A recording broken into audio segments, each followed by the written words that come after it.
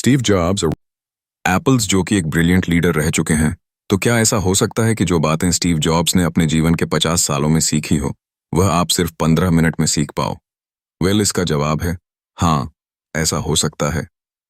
Steve jobs ने Stanford university में एक स्पीच दी थी और उसमें उन्होंने अपने जीवन की सबसे बड़ी लर्निंग्स को 15 मिनट में बताया था। 3 कहानियों के माध्यम से।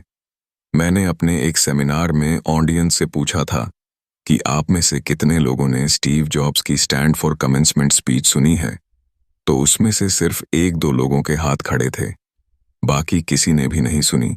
और उसमें से कईयों ने सिर्फ इसलिए नहीं सुनी क्योंकि वह स्पीच इंग्लिश में है और संदीप सर ने भी इस स्पीच को हाईली रिकमेंड किया है हर एक इंसान के लिए। आप में से कितने लोगों ने स्टीव जॉब्स की स्टैनफोर्ड कमेंसमेंट स्पीच देखी है? स्टीव जॉब्स जो एल के फाउंडर थे, उनकी स्टैनफोर्ड वाली एक स्पीच है 20 मिनट की। अगर आप में से बाकी लोगों ने नहीं देखी है तो आई स्ट्रंग रिकमेंड यू कि एक बार आप जा करके ज़रूर देखें। तो अपनी उस स्पीच में वैसे तो उन्होंने बहुत सारी बातें कहीं और सारी ही कमाल की थी। तो आज शब्द सारे स्टीव जॉब्स के हैं। मैं तो बस उन्हें आवाज़ देकर हिंदी में और बहुत ही आसान भाषा का प्रयोग करके आप तक पहुंचा रहा हूं, ताकि कोई भी ऐसा ना हो जो विश्व की सबसे बेहतरीन स्पीच को सिर्फ लैंग्वेज बैरियर की वजह से ना सुन पाए। तो मन को सारी चिंताओं और बाहरी विचारों से मुक्त कर दें। आज आप वो सुनने वाले हैं जिसकी वजह से आपकी जिंदगी में एक विस्फोटक परिवर्तन आ सकता है। इस स्पीच को सुनने के बाद में आप आंदोलित हो उठेंगे। तो आइए बिना किसी देरी के हम शुरुआत करते हैं। धन्यवाद। आज विश्व के सबसे बेहतरीन विश्वविद्यालयों में से एक के दीक्षांत समारोह में आप सभी के साथ होना मेरे लिए सम्मान की बात है। मैं आपको सच बताना चाहता हूं, मैं कभी किसी कॉलेज से पास नहीं हुआ और आज पहली बार मैं किसी कॉलेज ग्रेजुएशन समारोह के इतने नज़दीक तक पहुंचा हूं। आज मैं आप सभी को अपने जीवन की 3 कहानियां सुनाऊंगा। ज्यादा नहीं, बस 3 कहानियां। पहली कहानी है डॉट्स कनेक्ट करने के विषय में। रीड कॉलेज में एडमिशन लेने के बाद मैंने 6 महीने के अंदर ही पढ़ाई छोड़ दी थी, लेकिन मैं उसके 18 महीने बाद तक वहां किसी तरह आता जाता रहता। तो सवाल यहाँ पर यह आता है कि फिर मैंने कॉलेज क्यों छोड़ा? इसकी शुरुआत मेरे जन्म से पहले की है। मुझे जन्म देने वाली माता एक यंग अविवाहित ग्रेजुएट स्टूडेंट थी और वह चाहती थी कि मुझे कोई गोद ले ले, लेकिन इसी के साथ वह यह भी चाहती थी कि जो भी मुझे गोद ले वह कॉलेज ग्रेजुएट जरूर रहे, और इस प्रकार पहले से ही सब कुछ सेट था। मैं एक वकील और उसकी पत्नी के द्वारा अडॉप्ट किए जाने वाला था, लेकिन जैसे ही मैं इस दुनिया में आया, लास्ट मिनट पर उन्होंने अचानक अपना मन बदल लिया और उन्होंने कहा कि उन्हें तो एक लड़की चाहिए थी। इसीलिए आधी रात को मेरे माता पिता को कॉल किया गया, जो कि वेटिंग लिस्ट में थे, और उन्हें कॉल करके बताया गया कि हमारे पास में एक बेबी बॉय है, क्या आप उसे गोद लेना चाहेंगे? और उन्होंने तुरंत हाँ कर दी। लेकिन बाद में मेरी जन्म देने वाली माता को पता चला कि जिन्होंने मुझे गोद लिया है वो कॉलेज ग्रेजुएट नहीं है और पिता तो हाई स्कूल पास भी नहीं है, और इसीलिए उन्होंने अंतिम एडॉप्शन पेपर पर साइन करने से मना कर दिया। लेकिन फिर कुछ ही महीने बाद मेरे होने वाले माता पिता ने मेरी माँ को वचन दिया कि हम इसे कॉलेज ज़रूर भेजेंगे, और इस वजह से उसकी माता मान गई और फिर मुझे अडॉप्ट कर लिया गया। और कुछ इस तरह मेरी ज़िंदगी की शुरुआत हुई और 17 वर्ष के बाद में मैं कॉलेज गया। लेकिन गलती से मैंने स्टैनफोर्ड जैसा ही एक महंगा कॉलेज चुन लिया। मेरे वर्किंग माता पिता की सारी पूंजी पढ़ाई में खर्च होने लगी और 6 महीने बाद मुझे इस पढ़ाई का कोई भी महत्व नहीं दिखाई दे रहा था। मुझे कोई आइडिया नहीं था कि मैं अपनी ज़िंदगी में क्या करना चाहता हूँ। कोई आइडिया नहीं था कि किस तरीके से यह कॉलेज मेरी मदद करेगा अपनी ज़िंदगी में कुछ करने के लिए। और यहाँ पर मैं अपने माता पिता की जीवन भर की पूंजी पढ़ाई में खर्च करता जा रहा हूँ, और इसीलिए मैंने कॉलेज ड्रॉप आउट करने का डिसीजन लिया और यही सोचा कि जो होगा अच्छा होगा। उस समय मुझे ये चीज़ बहुत ही डरावनी लगी, लेकिन जब बीते समय को आज मैं देखता हूँ तो मुझे लगता है कि यह मेरी ज़िंदगी का सबसे बेस्ट डिसीजन था। वो कैसे, मैं आपको अभी बताता हूँ। जैसे ही मैंने कॉलेज ड्रॉप आउट किया था तो मैंने उन क्लासेस को करना छोड़ दिया था जिसमें मेरा इंटरेस्ट नहीं था, और मैं केवल उन्हीं क्लासेस को करता था जिसमें मेरा इंटरेस्ट था। और ये सब कुछ करना कोई इतना आसान भी नहीं था, क्योंकि मेरे पास रहने के लिए कोई कमरा नहीं था। इसलिए दोस्तों के कमरों में मैं ज़मीन पर सोता था मैं कोक की बोतलों को लौटा कर मिलने वाले पैसों से खाना खाता था। मैं हर संडे 7 मील पैदल चलकर हरे कृष्णा मंदिर जाता था, जिससे कि हफ्ते में कम से कम एक बार मैं पेट भरकर खाना खा सकूं, और यह मुझे बहुत ही अच्छा लगता था। अब मैं आपको बताता हूं कि क्यों कॉलेज ड्रॉप आउट करना मेरी जिंदगी का सबसे बेस्ट डिसीजन था। उस समय रीड कॉलेज देश की सबसे अच्छी जगह थी, जहां कैलीग्राफी सिखाई जाती थी। पूरे कॉलेज परिसर में हर एक पोस्टर, हर एक लेवल पर बहुत ही खूबसूरती से हाथों से कैलीग्राफर था। और क्योंकि मैं कॉलेज छोड़ चुका था, इसलिए मुझे सामान्य क्लासेस करने की कोई आवश्यकता नहीं थी। तो मैंने निर्णय लिया कि मैं कैलीग्राफी की क्लासेस करूंगा और इसे अच्छी तरीके से सीखूं। तो मैंने सेरीफोरसेन, सेरी टाइप फेसेस के बारे में सीखा, अलग अलग अक्षरों के बीच में स्पेस वरी करना सीखा, और किसी अच्छी टाइपोग्राफी को क्या अच्छा बनाती है, यह भी मैंने सीखा। यह सब कुछ बहुत खूबसूरत था, ऐतिहासिक था और इतना आर्टिस्टिक था कि इसे साइंस के द्वारा कैप्चर नहीं किया जा सकता था, और ये सभी मुझे बहुत ही आकर्षक लगता था। उस समय मेरा ऐसा कोई भी विचार नहीं था कि मैं इन चीजों का प्रयोग कभी अपने जीवन में करूंगा। लेकिन जब 10 साल बाद हम अपना पहला मेक इन तोश कंप्यूटर बना रहे थे, तब मैंने इसे मैक में डिजाइन कर दिया, और यह बहुत ही खूबसूरत टाइपोग्राफी वाला विश्व का पहला कंप्यूटर बन गया। अगर मैंने कॉलेज में केवल कैलीग्राफी में प्रवेश नहीं लिया होता तो मेक में कभी भी मल्टीपल टाइप फेसेस या प्रोपोर्शनली स्पेस्ड फट्स नहीं होते। और क्योंकि विंडो ने मैक की कॉपी की है, तो दुनिया के किसी भी पर्सनल कंप्यूटर में यह सब नहीं होता। अवश्य ही जब मैं कॉलेज में था तो भविष्य को देखकर इन डॉट्स को कनेक्ट करना असंभव था। लेकिन जब 10 साल बाद में बीते समय को देखता हूं तो मुझे सब कुछ क्लियर नजर आता है। आप केवल पीछे देखकर ही डॉट्स को कनेक्ट कर सकते हो। इसीलिए आपको विश्वास करना होगा कि अभी जो भी हो रहा है वह आगे चलकर किसी न किसी तरह से आपके फ्यूचर से कनेक्ट हो जाएगा। आपको किसी पर ना किसी में तो विश्वास करना ही होगा। अपने गर्ज में, अपने भाग्य पर, अपने जीवन पर, या फिर अपने कर्मों पर, किसी न किसी चीज पर तो विश्वास करना ही होगा।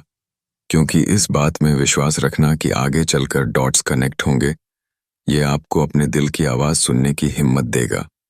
और उस समय भी जब आप बिल्कुल अलग रास्ते पर चल रहे होंगे और यही बात आपको बाकी लोगों से अलग बनाएगी। तो मेरी पहली कहानी से सबसे बड़ी सीख यही है कि जो हो रहा है वह अच्छे के लिए हो रहा है, और अभी आप जो भी कर रहे हैं वह आगे चलकर आपकी किसी ना किसी काम जरूर आएगा। आप बस अपने आप में विश्वास रखकर करते जाइए जो कर रहे हैं। मेरी दूसरी कहानी लव और लॉस के विषय में है। मैं बहुत ही सौभाग्यशाली था कि जिससे मैं प्यार करता था वह मुझे जल्दी मिल गई।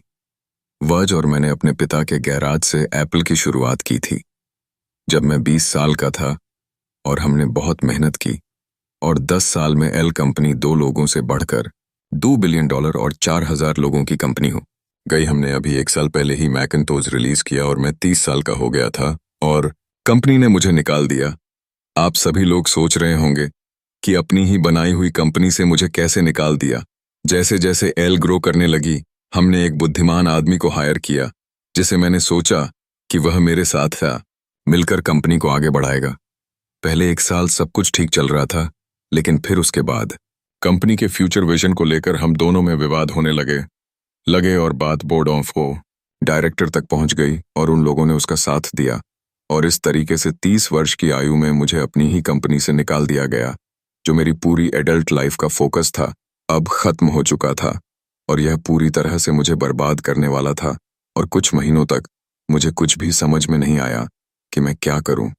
मैं एक बहुत बड़ा पब्लिक फेलियर था, और एक बार तो मैंने वैली छोड़कर जाने का भी सोचा, लेकिन धीरे धीरे मुझे एहसास हुआ कि मैं जो काम करता हूं मैं उसके लिए अभी भी पैशनेट हूं। एल में जो कुछ भी हुआ उसकी वजह से मेरे पेश में थोड़ी भी कमी नहीं आई। मुझे उन्होंने अस्वीकार कर दिया, लेकिन फिर भी मैं अपने काम से प्यार करता हूं, और इसीलिए मैंने एक बार फिर से शुरुआत करने की सोची। मैं उस वक्त यह नहीं देख पाया था, लेकिन अब मुझे लगता है कि एप्पल से निकाले जाने से अच्छा मेरे साथ कुछ और हो ही नहीं सकता था।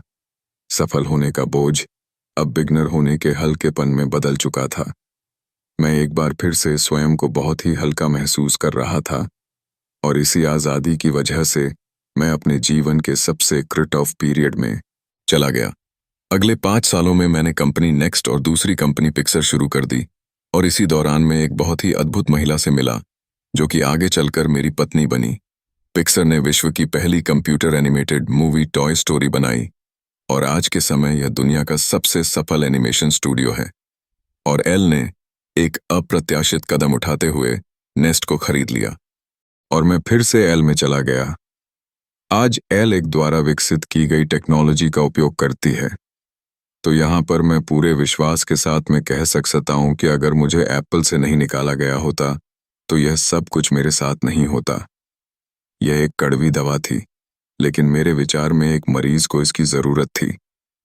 कभी कभी जिंदगी आपको इस तरह की ठोकर मारती है, लेकिन आप विश्वास मत खोए। थम्बलबा से संतुष्ट होने का सिर्फ यही एक तरीका है कि आप वो करें जिसे आप एक बड़ा काम समझते हैं, और बड़ा काम करने का सिर्फ एक ही तरीका है कि आप वो करें जो आप करना पसंद करते हैं। और अगर अभी तक आपको वह काम नहीं मिला है तो आप रुकिए मत, उसे खोजते रहिए। जैसा कि दिल से जुड़ी हर एक चीज में होता है, वो जब आपको मिलेगी तब आपको पता चल जाएगा। और जैसा कि किसी अच्छे रिलेशनशिप में होता है, वह समय के साथ साथ और भी अच्छी होती जाएगी। इसलिए इसे खोजते रहिए, रुकिए मत। मेरी तीसरी कहानी मृत्यु के बारे में।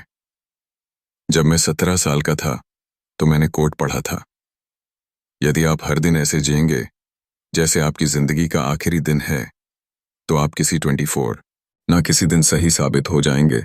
और इसने मेरे दिमाग पर एक बहुत ही बड़ी छाप छोड़ दी।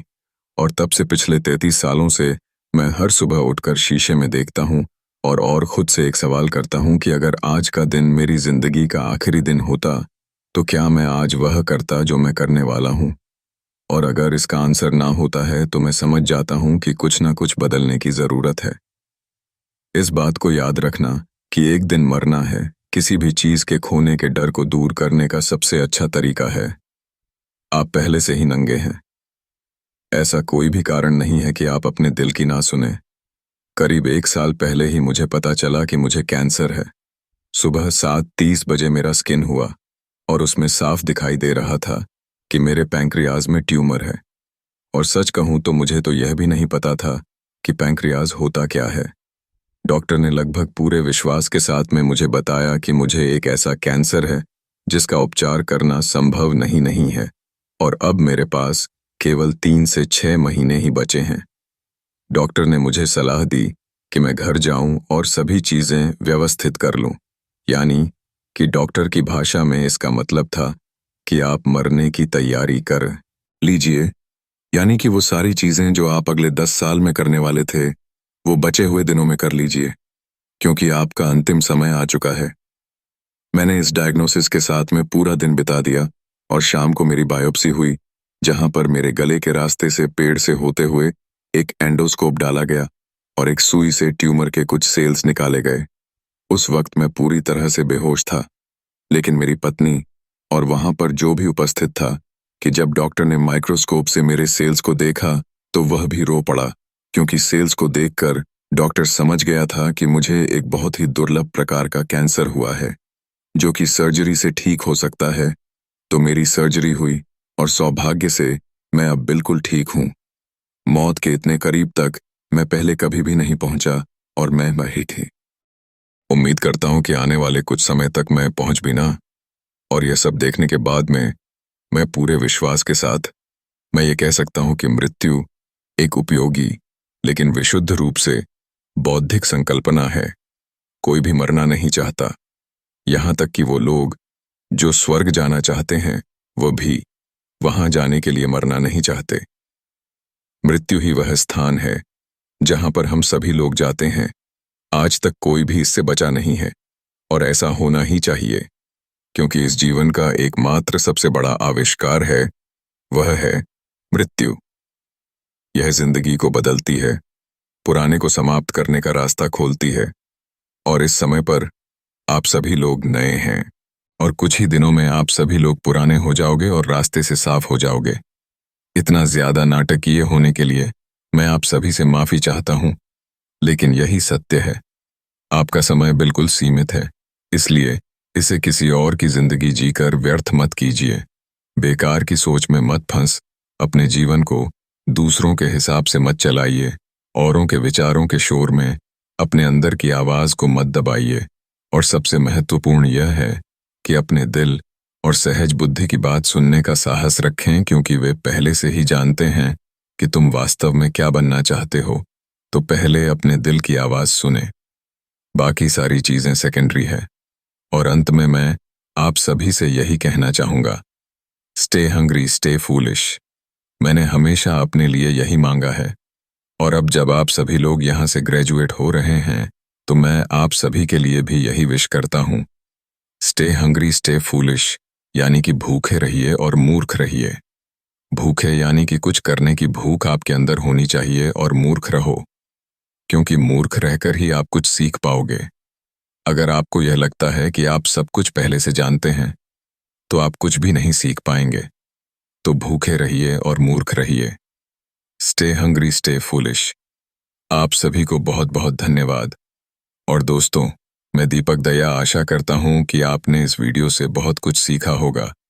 इस स्पीच को कन्वर्ट करने में, या फिर मुझसे कुछ भूल हुई हो, तो उसके लिए मुझे माफ करते हैं। ऐसे ही और inspiring, motivational, life changing videos को देखने के लिए हमारे चैनल को सब्सक्राइब करके बेल आइकन को प्रेस करें। मैं आपसे मिलूंगा अगले वीडियो में।